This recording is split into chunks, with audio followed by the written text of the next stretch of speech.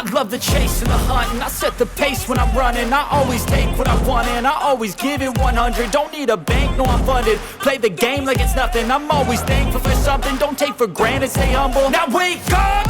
It's time to look at the enemy. Look in the mirror if he is no friend to me. It's not working out, maybe it's the chemistry. It's time to break up so I can make a better me. Better believe in your mind, cause it's everything.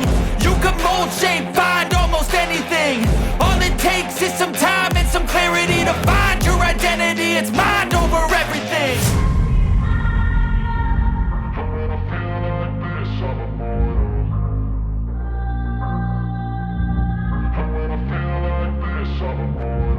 And when I feel like this, I'm immortal. When I feel like this, I'm immortal. When I feel like this, I'm immortal. When I feel like this, I'm immortal. Don't be scared. Just looking up. Don't be scared.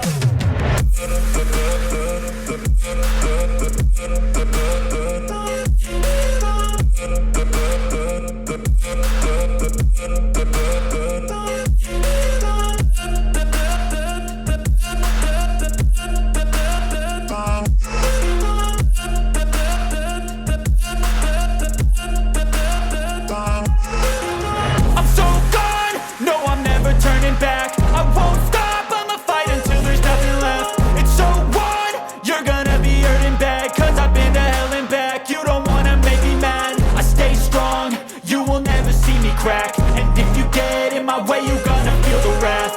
Gotta say it to my face while he's looking back. Mirror breaks after math, when I hate I attack.